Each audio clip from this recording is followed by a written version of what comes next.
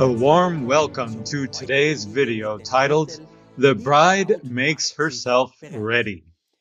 If you think the bride in the Bible is only the church, as Paul says, that's only half right or incomplete, and you should definitely stay until the end. Today's topic is going to be more than exciting. The book of Revelation, which we're trying to decode and understand, actually gives a very different definition of the bride.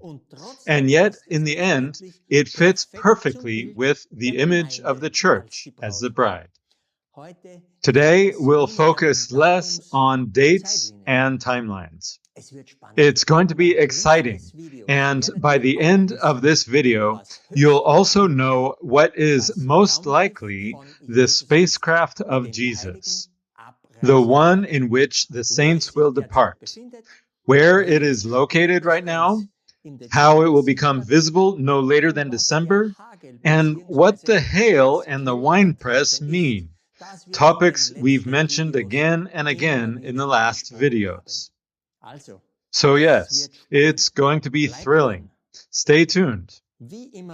As always, here's a reminder of our last two videos, which belong together. The title of the second to last video was The Harvest at the End of Time. And the most recent one was a special video on the final harvest verse, titled The Mystery of the 1600 Furlongs. Please make sure to watch both. A new video usually builds on the previous one.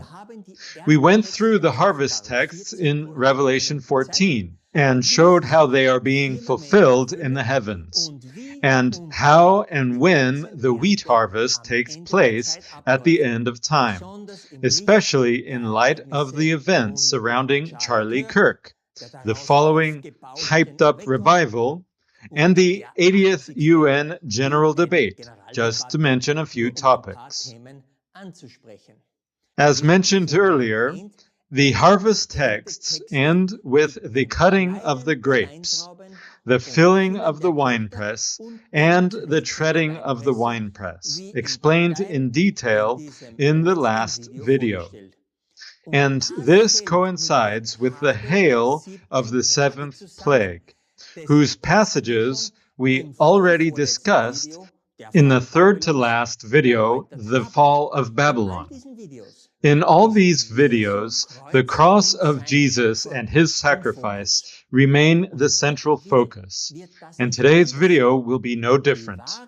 The true bride of Jesus will not be struck by the hail, but only those who refuse to accept him while his hand is still stretched out to save. You already know this chart from the previous videos. In blue, I've highlighted the core period during which countless events unfolded on the world stage. Let's first take a look at some of the things that have happened since the last video. This image is from the Midnight Cry. On one hand, we pointed out that around this time, we could expect a midnight cry, or an event that would awaken the sleeping virgins. Well, we published our last video, The Mystery of the 1600 Furlongs, on October 10. The content had been preached internally in our congregation on October 4th. Let me quote one of the last sentences as a summary of that video.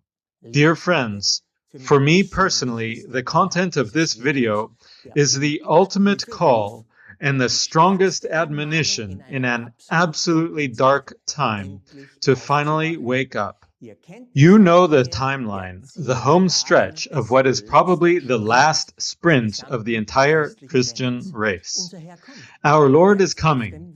He is on the way.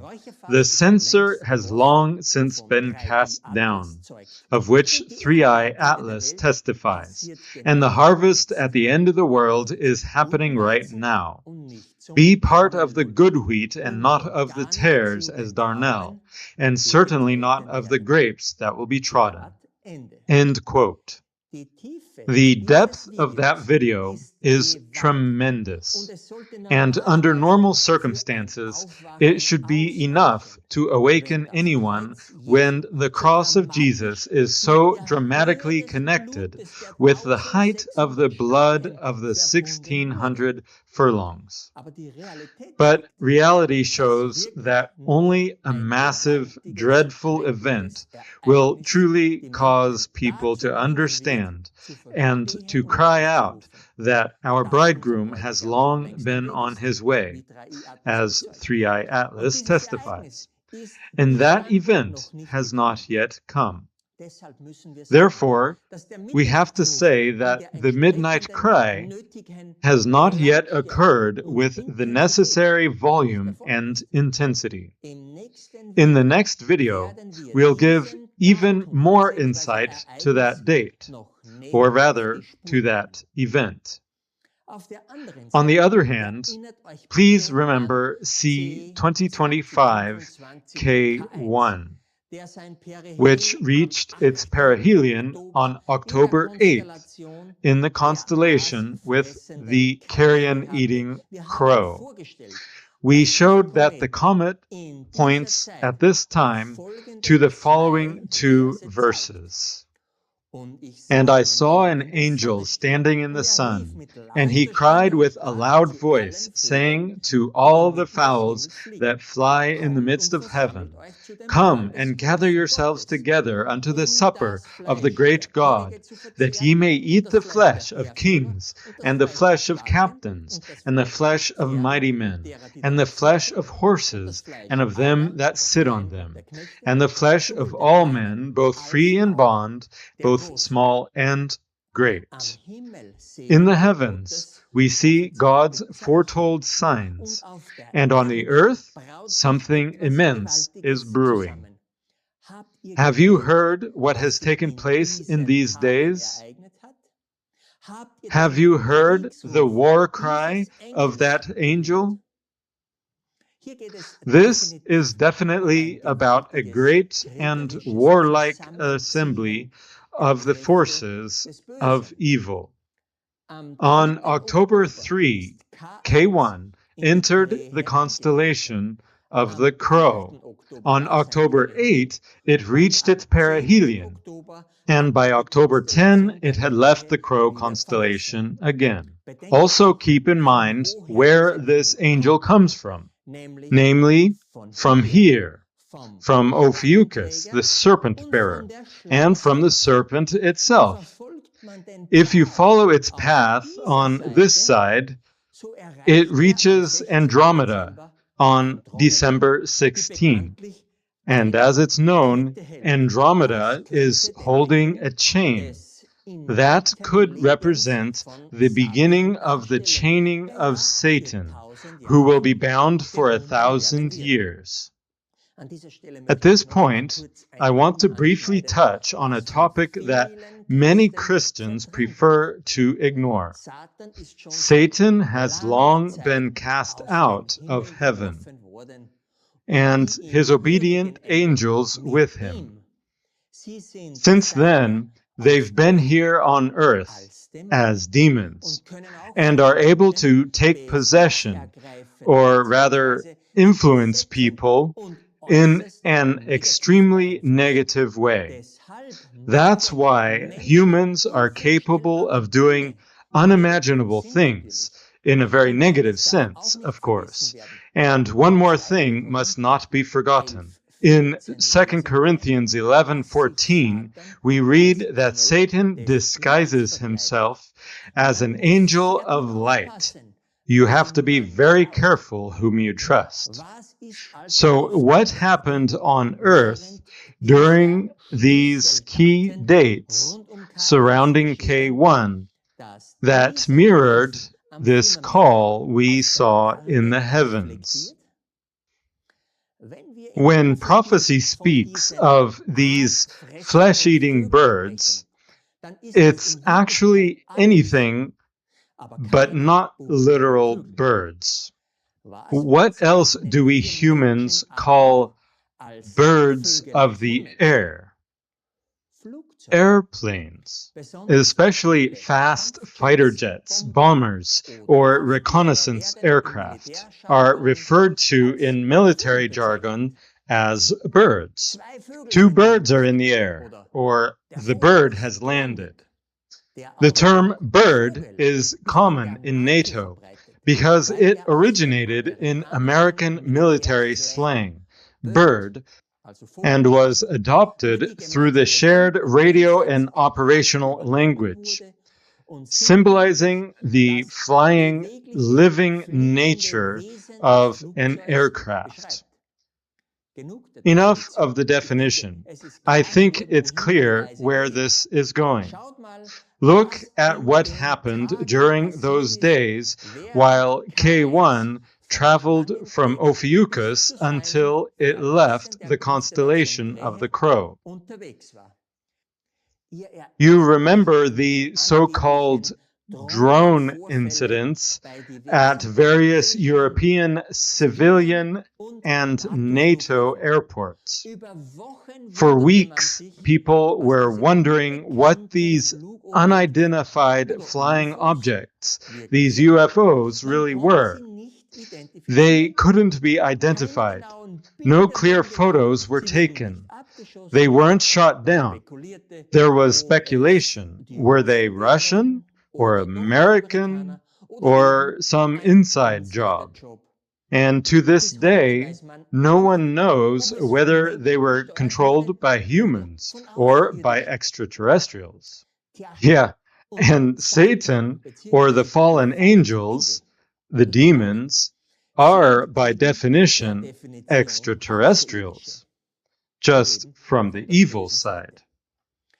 Satan wants to entangle humanity in war so that people are distracted and fail to prepare for the day of the Lord and to stand in that day.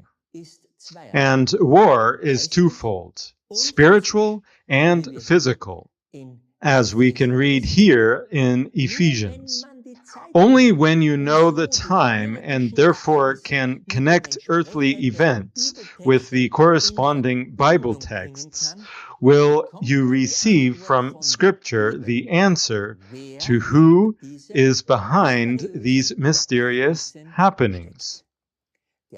The climax of these UFO attacks came when major airports in Germany were targeted on October 3 and 4, exactly when the angel K1 entered the constellation of the Crow and then gave his gathering call.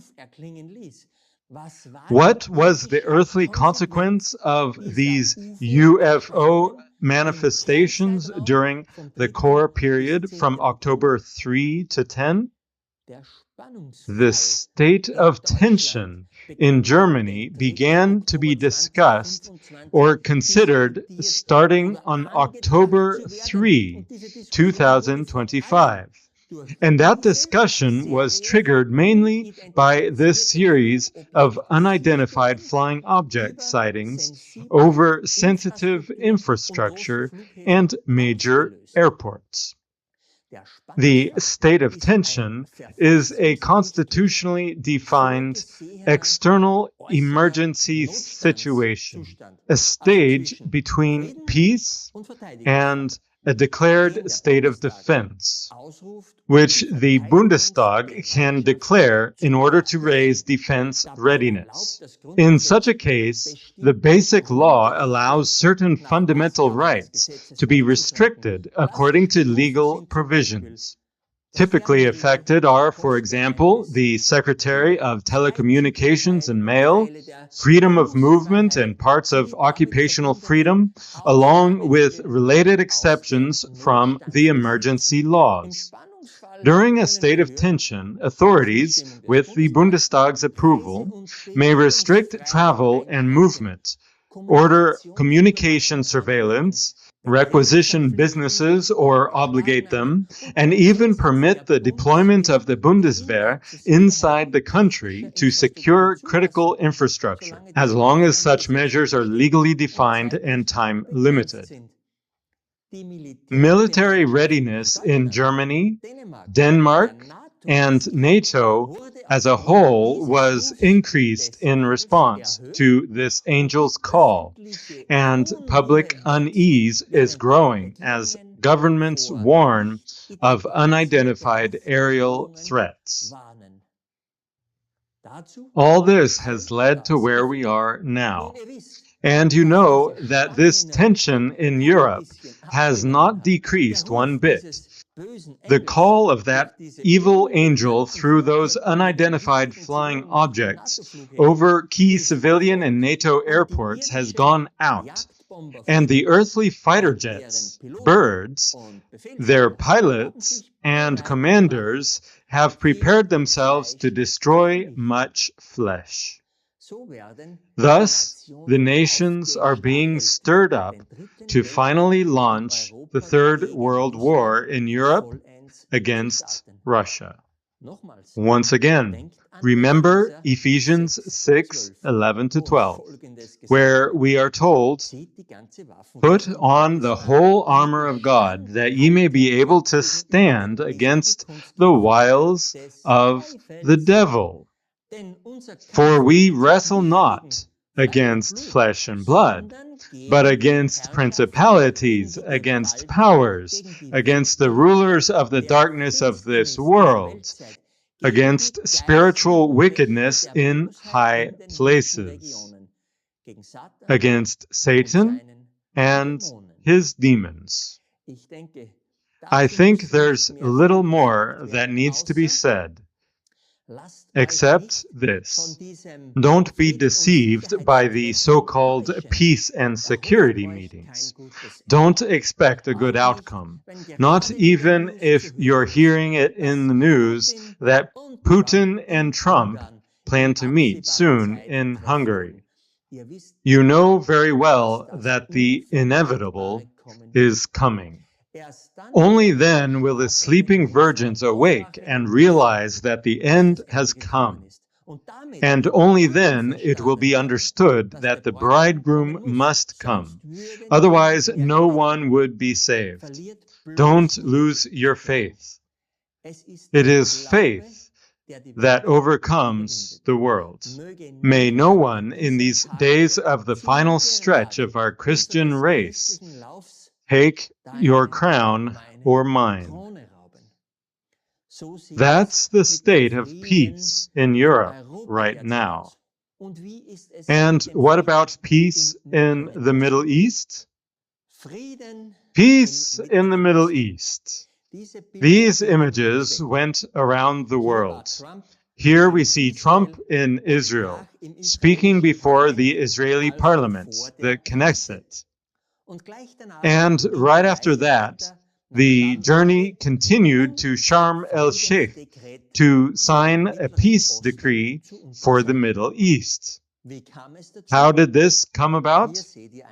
Here you see a table with dates showing how everything led up to October 13, 2025.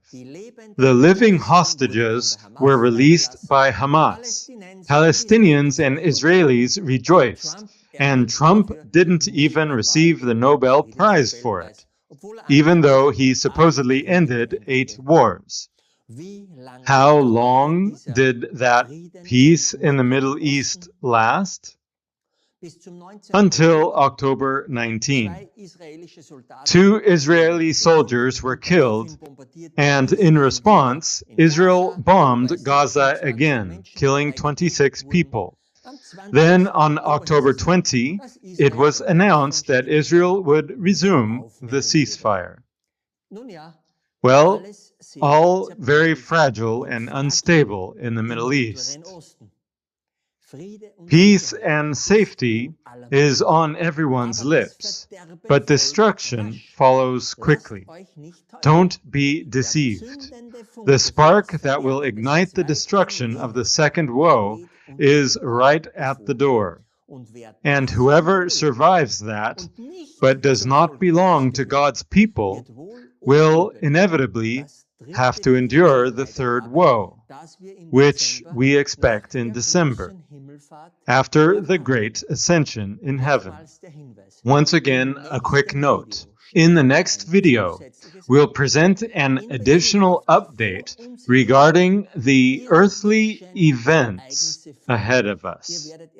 You'll be astounded at what comes out when you look at the text and timelines of the two witnesses, not only from the heavenly Orion witness perspective, as we've done so far, but also from the earthly perspective of the cross. It doesn't change the overall result, because witnesses are meant to testify of the same thing. But additional dates will become clear, dates that will help us for the coming few weeks up to December. After this news update, we'll move directly into today's main topic. And that topic is the bride makes herself ready. You know that we are now in the time of the final harvest, when it will become evident who belongs to the good wheat and who belongs to the tares. It will also become clear whether there will still be good grapes, that is, martyrs, who will not deny God and will yet lay down their lives. And ultimately, it will be revealed who simply refuse to accept Jesus and will be trodden in the winepress at the cross. As an overview, we look at chapter 19 of Revelation, since we've already used several verses from it in previous videos. This chapter can roughly be divided into 4 sections. The first section begins with the words, "and after these things." The others each begin with, "and I saw." This wording always shows us that John saw another theme in vision. Let's look at part 3.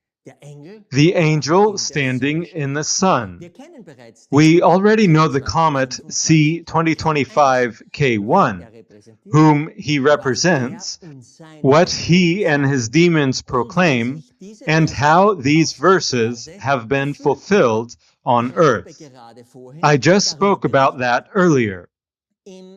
Part 2 deals with the rider on the white horse, the descending Jesus, because his mediatorial ministry has already ended. And that's why Three-Eye Atlas appeared in the heavens as the sign of the censer that was thrown down. This rider on the white horse, in this context, is Sagittarius, the archer, where Three-Eye Atlas was discovered. We've also talked about the armies of heaven that follow him. These are the 7 special comets that, during these weeks leading up to December, are reaching either their perihelion or their closest approach to Earth. And we've spoken of the winepress, because Jesus himself will tread it. You also know when. Around December 19, 2025, when the blood will rise 1,600 furlongs high, up to the star Polis.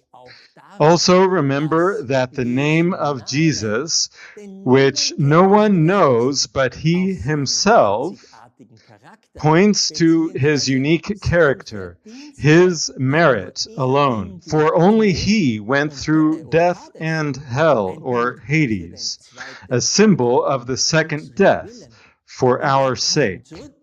And when he rose, he came back victoriously. No one else will ever share that experience. Each of these verses can be seen in Sagittarius, or at the cross, and we've already explained them in one form or another. Part 4, however, has not yet been covered. Let's read these verses. And I saw the beast and the kings of the earth and their armies gathered together to make war against him that sat on the horse and against his army. And the beast was taken, and with him the false prophet that wrought miracles before him, with which he deceived them that had received the mark of the beast, and them that worshipped his image. These both were cast alive into the lake of fire, burning with brimstone. And the remnant were slain with the sword of him that sat upon the horse, which sword proceeded out of his mouth, and all the fowls were filled with their flesh. These verses are fulfilled by comet C 2025 R2. You know, it was discovered in Virgo, near the star Spica on September 11, and reached its perihelion the very next day. That was the same time when Charlie Kirk was murdered on September 10. We said that the appearance of this comet at that particular place, at the wheat bundle in Virgo's hand near Spica, could indicate the process of separating good from evil. If you follow the path of this comet, it reaches the cross on the true Christmas day and continues on toward Pisces.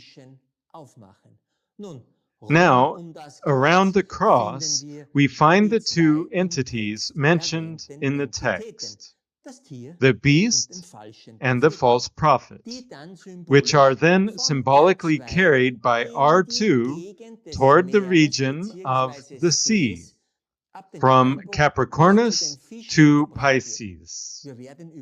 We'll learn more about this process in the next video. By then, the birds will have been filled, as the final verse says. You know what that means. The flying objects, whether bombers or missiles, will have delivered their deadly payload, to put it mildly. But for today, let's look at the first part of this chapter, the one that begins with, and after these things. What came before that? The fall of Babylon in Revelation 18, during the well-known 3 hours that we keep finding on the timeline.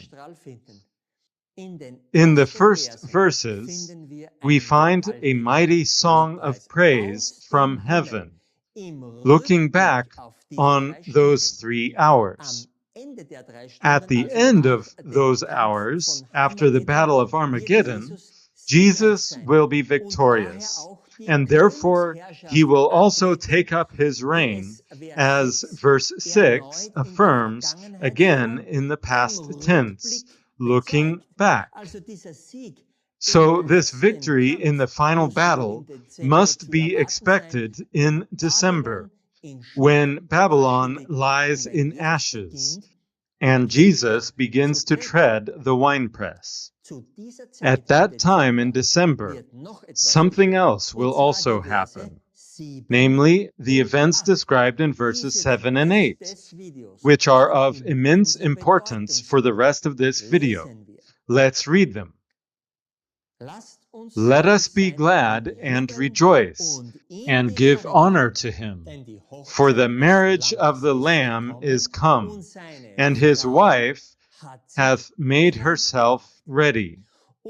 And to her was granted that she should be arrayed in fine linen, clean and white, for the fine linen is the righteousness of saints. Who is the bridegroom? Who or what is the bride? And how does this change of clothing take place? Let's first read from Matthew chapter 9. Then came to him the disciples of John, saying, Why do we and the Pharisees fast oft, but thy disciples fast not? And Jesus said unto them, Can the children of the bride chamber mourn as long as the bridegroom is with them?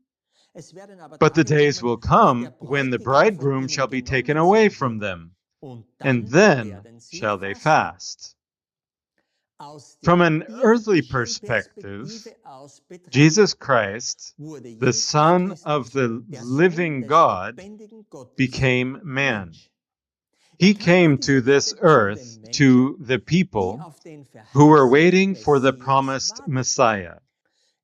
He was crucified on May 25 in the year 31, as we showed especially in the last video.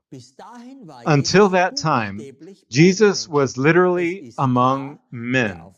It is clear who, on a human level, the bridegroom is, the man Jesus Christ.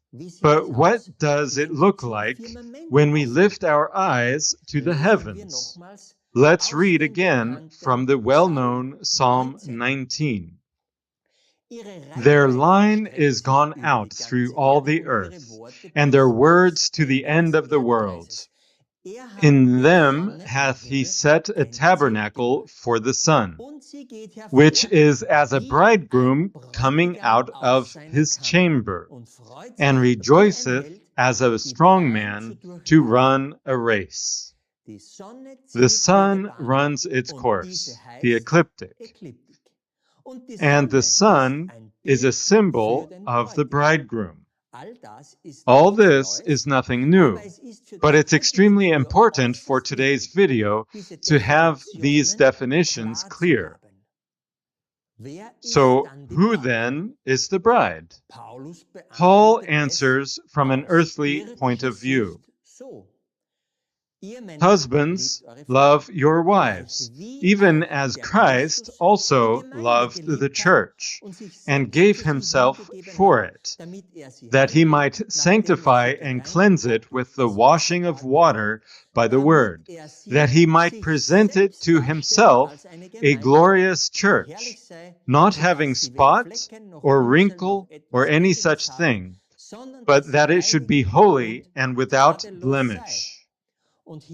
And in 2 Corinthians 11, it says, For I am jealous over you with godly jealousy, for I have espoused you to one husband, that I may present you as a chaste virgin to Christ. The bride is the pure church, made up of barley, wheat, and good grapes, to stay within the harvest imagery. Then what is the bride when we look at the firmament? The sun represents the bridegroom. That we already know. Let's read the short story in the Bible where Joseph told one of his dreams to his family.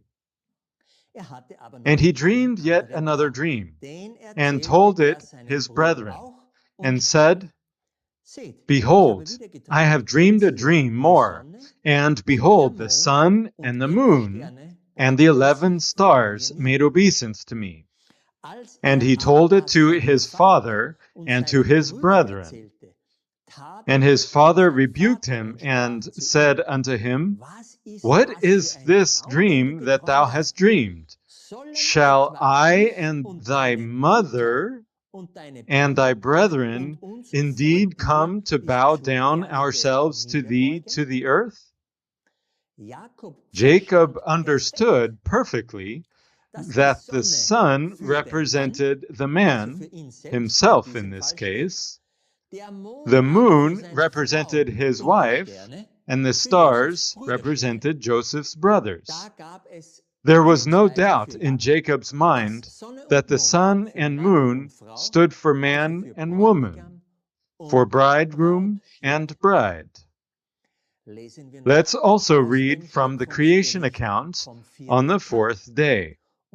And God said, Let there be lights in the firmament of the heaven to divide the day from the night, and let them be for signs, and for seasons, and for days, and years. And let them be for lights in the firmament of the heaven, to give light upon the earth. And it was so. And God made two great lights, the greater light to rule the day, and the lesser light to rule the night. He made the stars also.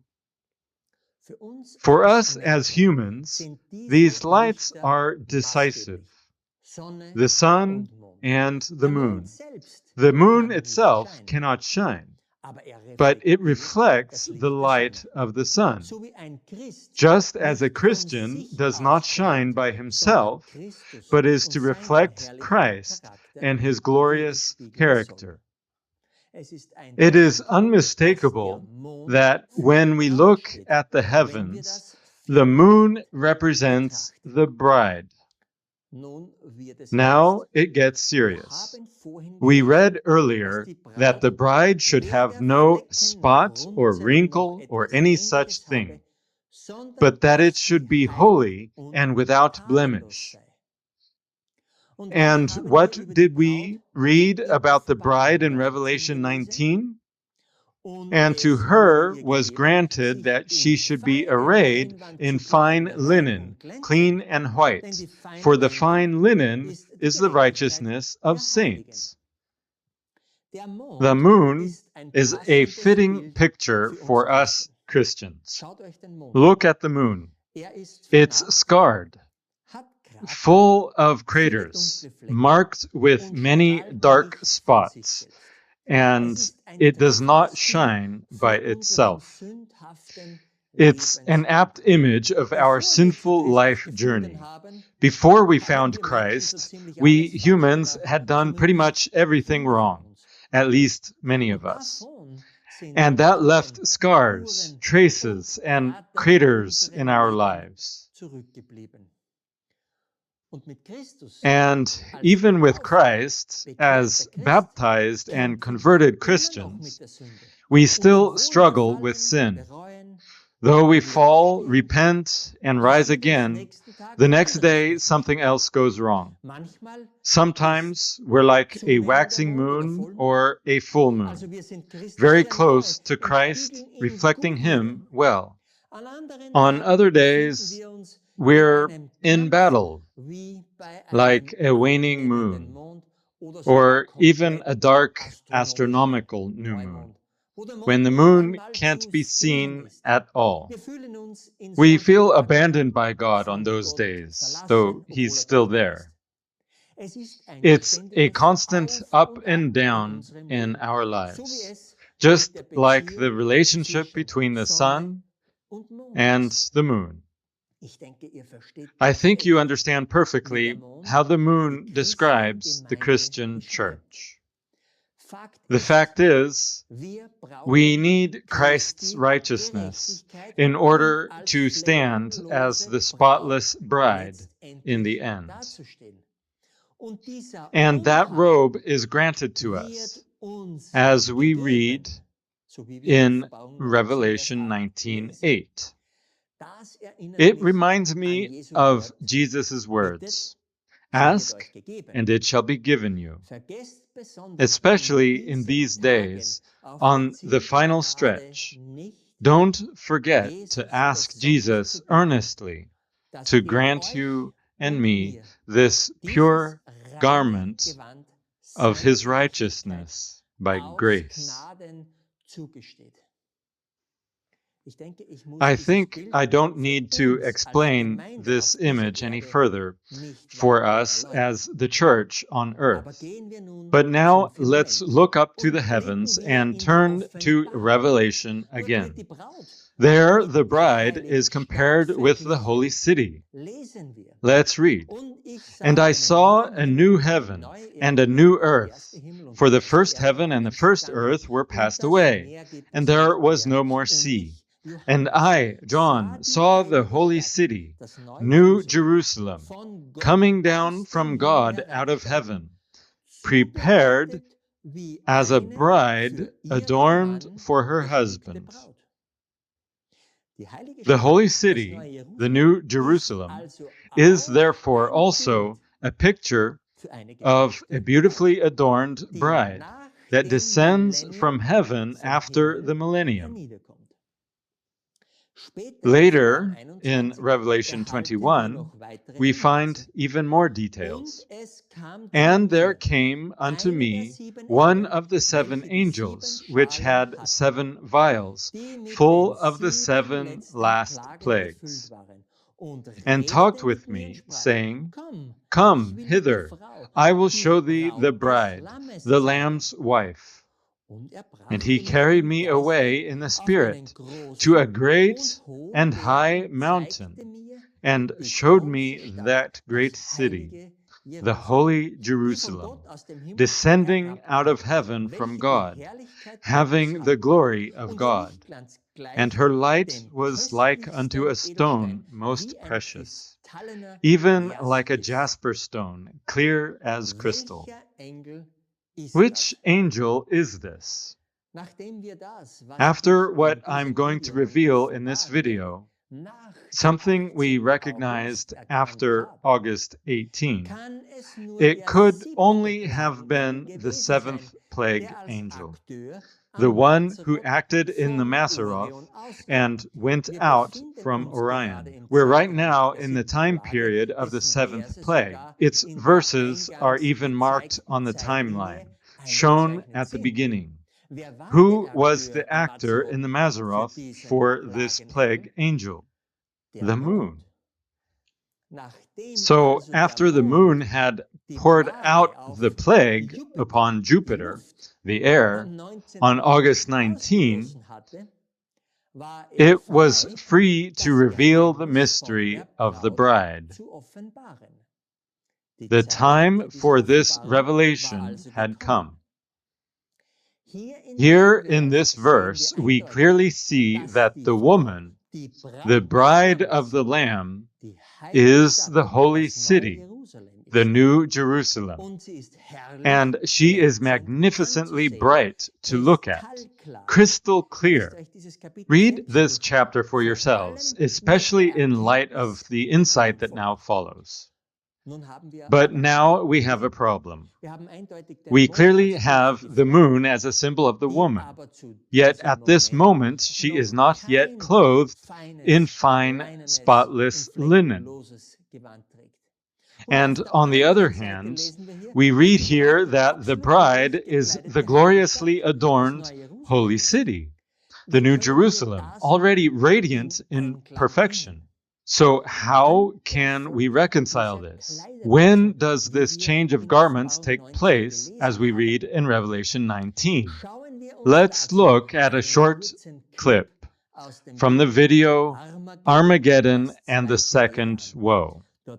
There we already gave a pretty strong hint. There's something you should know about the holy city and the moon. Because of the moon's importance, we once calculated, just out of curiosity, whether the holy city, using the measurements from Revelation, would fit inside the moon, since there are some ideas and theories about that.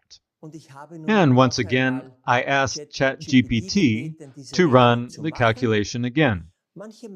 Some claim that the holy city is a cube, while Elijah, in his remarkable book about the holy city, discovered that it must be a pyramid. Either way, only the pyramid, with a side length of 12,000 stadia, which equals 2,218 kilometers, would fit inside the moon.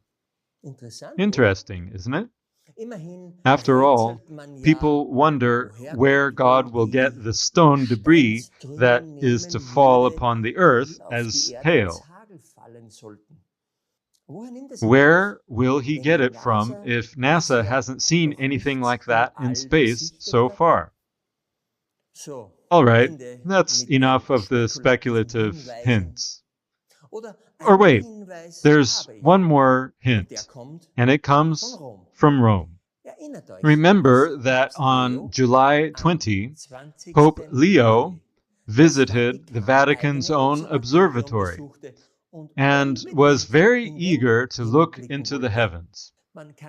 It's reported that he showed great interest in observing the sky, especially the moon. Does he know something that many others do not? There's more that could be said about this, but soon we will see why he showed such interest in the moon. One thing is certain. In the Vatican, we may assume, putting it politely, that Satan is present. The Pope knows full well that the adversary has but little time, right?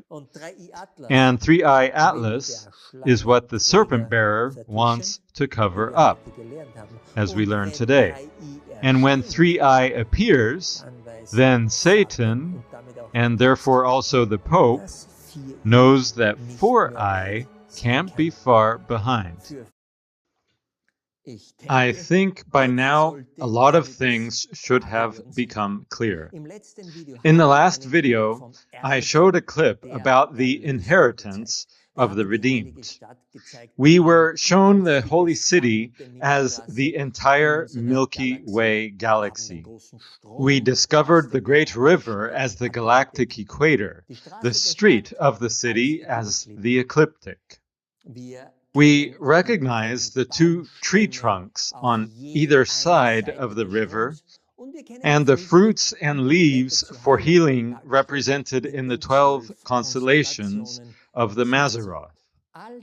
All this is described in the first verses of Revelation 22. Of course, all the redeemed saints will inhabit and populate this vast heavenly city, as Brother John described in the book mentioned in the video. Now, it's clear that the entire Milky Way cannot descend to Earth after the millennium and split the Mount of Olives, but rather a mighty traveling part of it, with the dimensions described in Revelation 21. So, a kind of spacecraft in the form of a pyramid. Where, then, would this traveling part currently be? If we know that this bride of the Lamb must have something to do with the moon. That traveling part of the holy city is most likely right before our eyes, and has been for a long time. The moon, more precisely, the traveling part within the moon. But remember, the moon still wears its old garment, full of wrinkles and scars, craters and spots. In Revelation 19, we read, however, that it was given to her, the bride, to change garments. Yes, on one hand, this speaks of us, the earthly church of the Lord Jesus. And on the other, in the heavens, the moon, as the bride, must also change garments. The stony gray, blemished garment of the moon, which still covers or hides that traveling part, must be removed. This change of clothing logically happens in December, at the cross, among the redeemed of Christ, who have accepted him and his sacrifice. And the same removal of the old garments also takes place with the moon, which, as we have clearly figured out, stands as the symbol of the bride in the heavens. Maybe that sounds speculative, or for some perhaps even like pure fantasy. Well, the reasoning so far is biblical. But is there at least a spark of scientific data that could support what we've presented so far? Here we read, the moon is hollow. The moon is a hollow spaceship. Apollo 12 uncovers a hollow moon. That's what several YouTube headlines say when you search for this topic. Let's read this info box so you know what was tested during the Apollo 12 and 13 missions. First, from the Apollo 12 mission. After the successful landing and return of the astronauts, the lunar module Intrepid was deliberately crashed onto the moon's surface, about 65 kilometers from the Apollo 12 seismometer station. The seismometers recorded the resulting tremor, and indeed, the moon rang for about 55 minutes with clearly recognizable resonance patterns.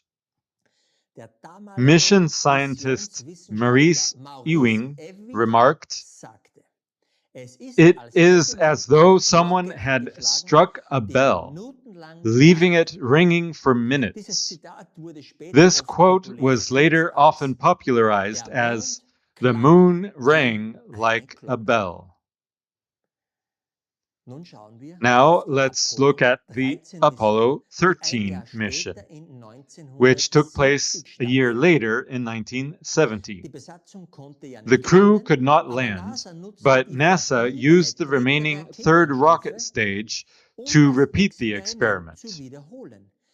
It was deliberately directed to crash onto the moon at a speed of about 2.5 kilometers per second. The Apollo 12 seismometers again recorded an exceptionally long vibration, more than 3 hours, confirming the phenomenon. Other scholars claim there is a roughly 20-mile thick outer shell and then an interior of about 2,000 miles that is largely hollow, or at least extremely porous inside. Well, either way, I don't want to start a debate over details here, but it isn't far-fetched, if you derive it biblically, to conclude that the traveling part is most likely inside the moon, the one with which the redeemed will travel to the third heaven after the change of garments. And now it should become clear what must happen, and what also fits biblically with a truly terrible event, when the glorious, pyramidal, crystal-like traveling part in the moon sheds the gray lunar shell. Let's read the final verses of the seventh plague. "And there fell upon men a great hail out of heaven, every stone about the weight of a talent. And men blasphemed God because of the plague of the hail, for the plague thereof was exceeding great." Keep in mind, the angel for the seventh plague, represented by the moon, is the one explaining this plague. Honestly, it gives me chills when I read it like that. But that's not all. You remember that in the video, The Fall of Babylon, I explained the verses of the seventh plague and plotted them on the timeline. There, the second verse says, "It is done." And we already conveyed that the preparing of the dwelling places for you and hopefully for me was completed on August 23rd. Now you know, according to this study, where that took place.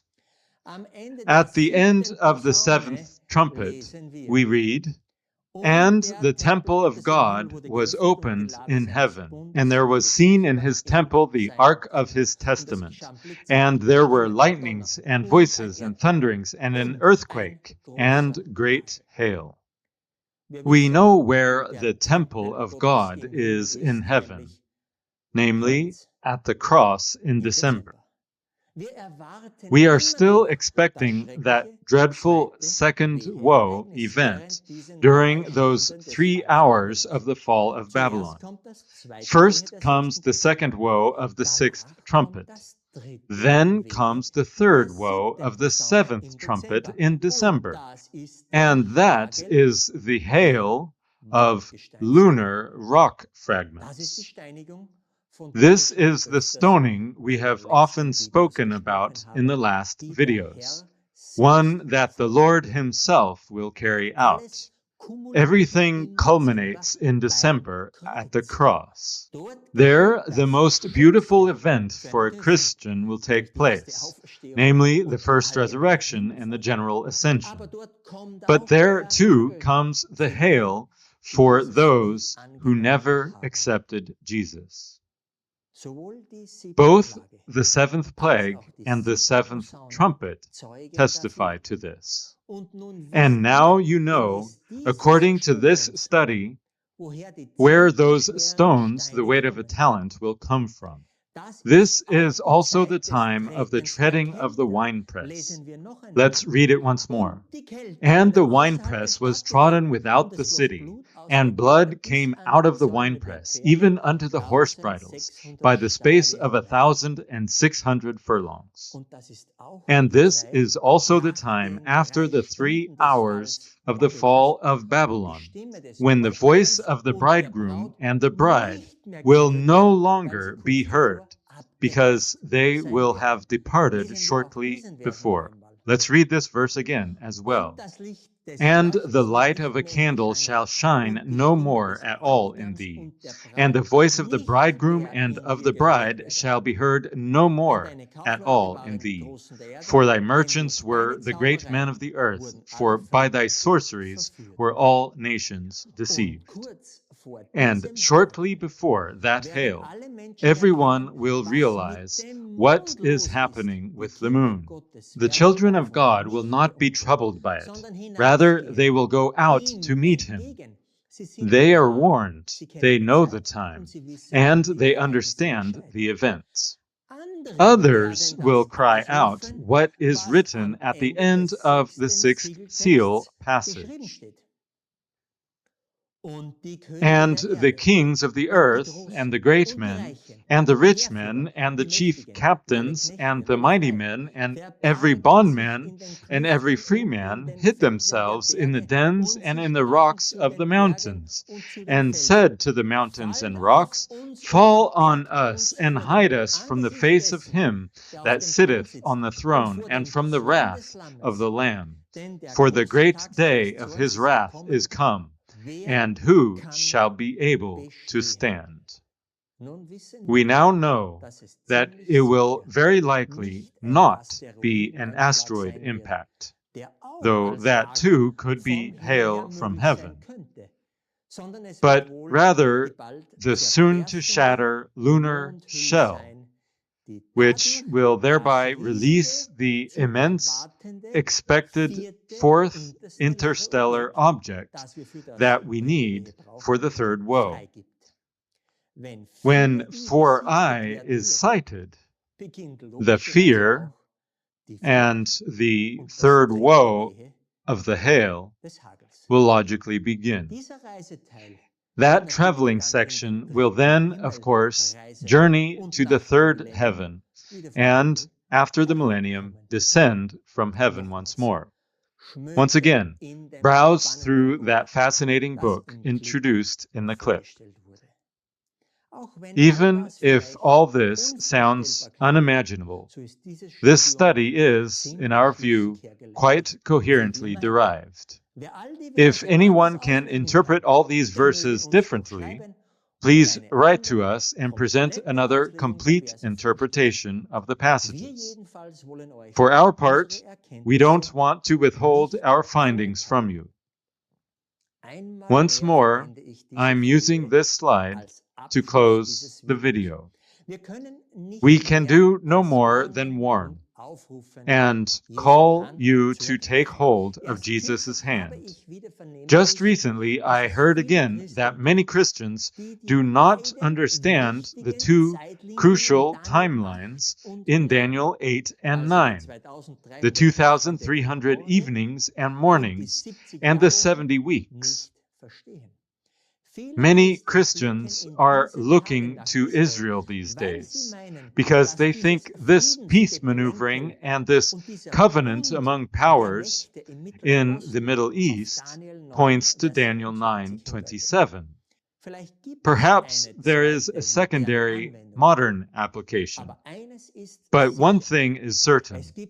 There is a classical application that enabled the contemporaries of Jesus to identify him as the Messiah.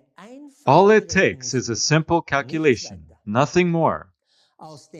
From ordinary history lessons, one can know that Artaxerxes' decree to rebuild Jerusalem was given in 457 before Christ. Add 70 weeks, or 490 years, and the end of those 70 weeks is AD 34.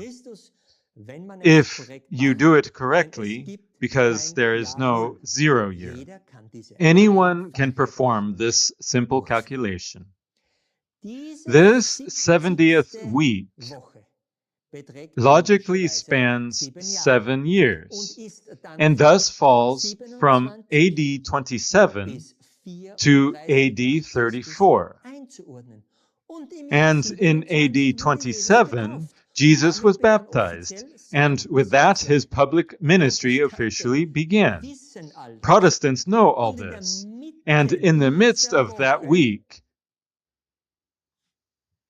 sacrifice and offering ceased, because Jesus died for us in the spring of AD 31 on the cross, and the temple veil was torn from top to bottom. No ceremonial sacrifices were needed any longer, and no red heifer is needed to inaugurate a third physical temple. This simple classical calculation should remove, yes, I repeat, every doubt, both among Christians and among Jews.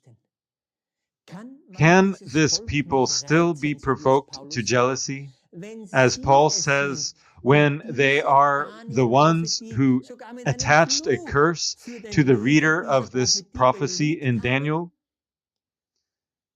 This is plainly the prophecy that points directly and precisely to Jesus.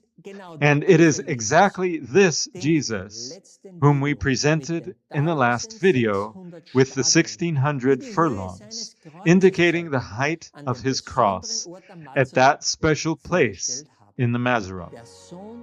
The Son of the living God came down from heaven, and by his unique sacrifice on the cross, reconciled with his Father those who receive him.